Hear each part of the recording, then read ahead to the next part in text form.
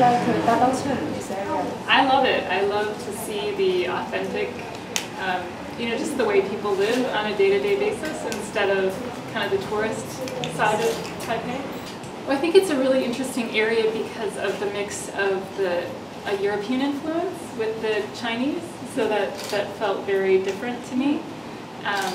I love the fabric because I think, as much as I love to see the street side, I hadn't seen any of the fabric stuff yet, so that was very different and interesting. Well, I sampled lots of dried and preserved fruits and tea, and I bought some, so it was salted palm. Yeah. Yeah, which is a little spicy and very good, and we don't have much palm products in the U.S. In our industry, there are so many smells. The smells are amazing. I love the smells. I mean, even the fungus that someone was not liking, I think is really incredible and different. Like this? Yeah. I mean, and that's kind of the joy of seeing an area like this, is just to kind of see the pace of people, which is not that fast, and to just take it in as you go instead of rushing through it all. It kind of puts you back, just back in time a little bit.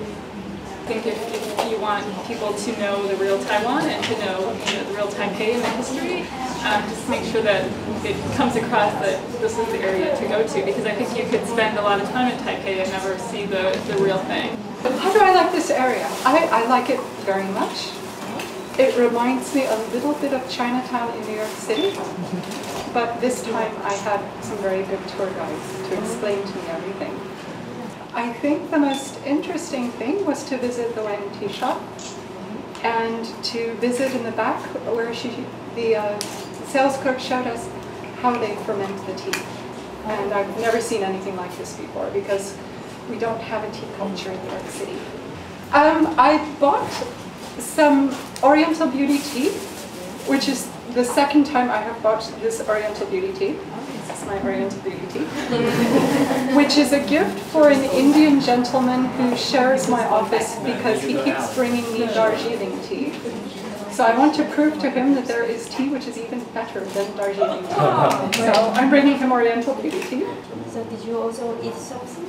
Yes, I had a traditional Taiwanese ice dessert, which was ice and syrup and coconut, I believe.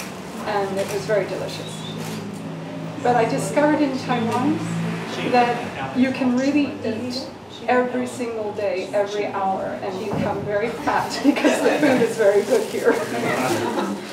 These are my very special goji berries. Going back to New York City. So how do you deal with the shop owner? It was very nice because actually with the goji berry shop, there wasn't any translator there. What you can do if you don't speak Chinese is you go into a shop and you smile and the person smiles back, and then you point and the person smiles, and then you say how much, and he puts on the calculator and he holds up the calculator so you know how much, and then you buy it from him and then you say sheshe, and he says sheshe, and it's done.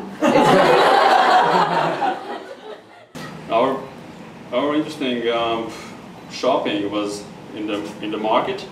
We bought some fruits, this passion fruit, and I never had it on the market, so it was very nice because you don't get them in Northern Europe or only in juices or something like that. Apart from it, we went to the same clothes market on the second floor at the fabrics market, and we saw the temple.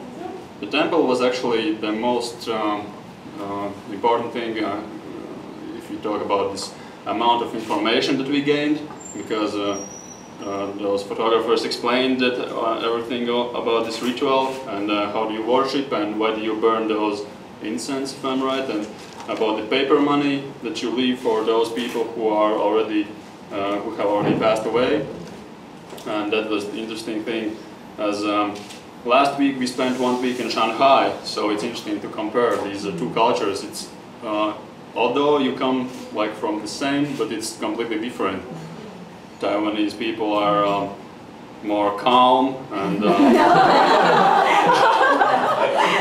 in Shanghai it's such a mess, and nobody stops on the red light. So we arrived yesterday, and it was kind of weird for us to wait for the green.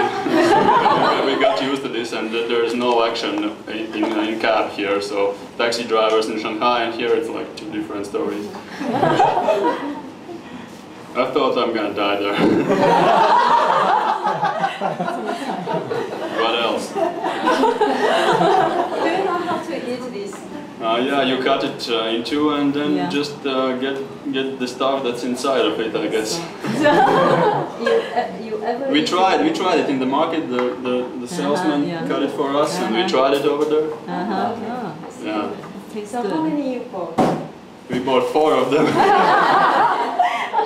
This is the real, like, just to have a small bag, not to carry a lot. Taiwan has many kind of fruits. Yeah, we saw that actually first half an hour we spent in these small shops here, trying to find out everything about those dried fruits that they had. And I really like that the bean in this pink, whatever it is. The red bean? It tastes pretty interesting, I guess. What else? Yeah. Oh, we also visited this traditional medicine shop. We didn't quite understand anything out of it, but we know it's very healthy.